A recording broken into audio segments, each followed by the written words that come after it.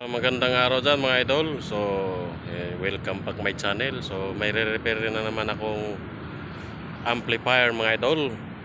So, umpisahan na natin mga idol.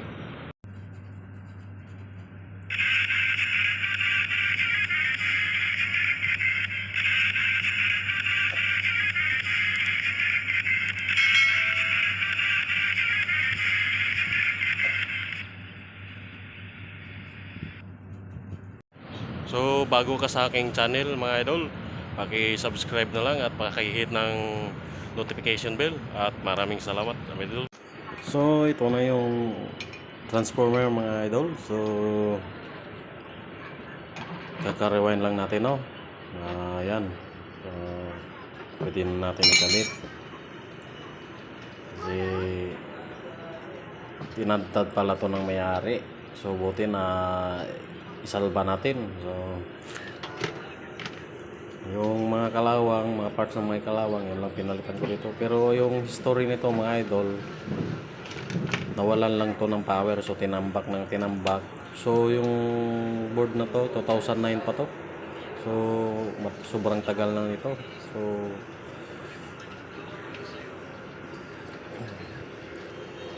na dumaan na yung mambubuti. So, bininta na sa mambubuti.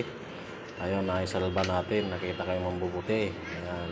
So, ni-restore ko na lang lahat kasi puro kalawang na eh. So, yung power output,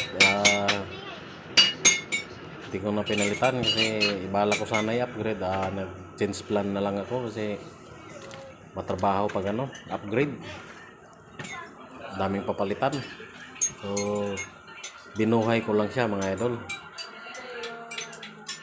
Yan. So, ready to kabit na yan.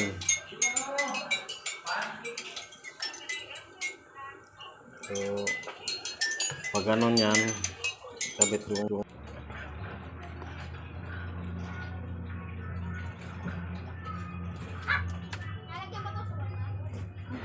so, ikabit na natin mga idol, no? So, yung power output,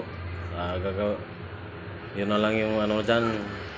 Hindi ko na kinala yung power output. Pati yung transistor na 551 saka 5401.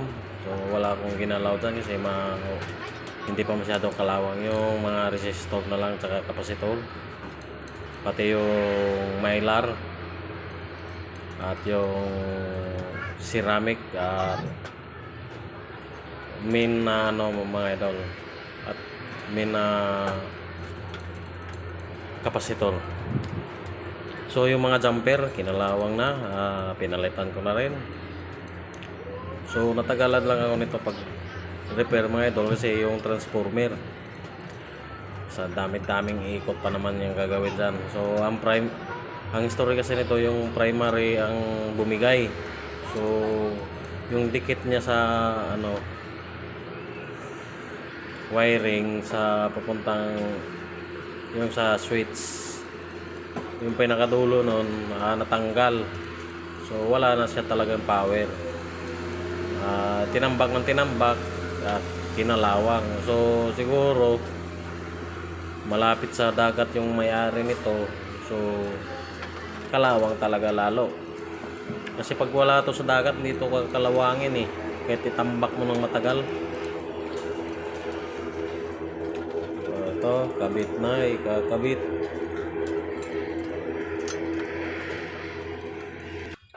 So, yung transformer, hindi na pwede i-upgrade yan kasi pangit pag in-upgrade mo ng transformer. Tapos yung toroidal, ganon din. So, mas maganda palitan mo transformer kung mag-upgrade ka ng power supply. Ganon lang mga technique dyan mga idol. So ito na mga idol, sound check na natin kasi nakabit na natin.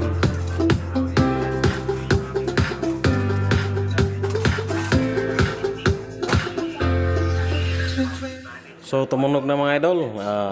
Maraming salamat sa panonood. Paki-like and share para updated ka sa aking mga video. Paki-hit ng notification bell. Mga idol, maraming salamat.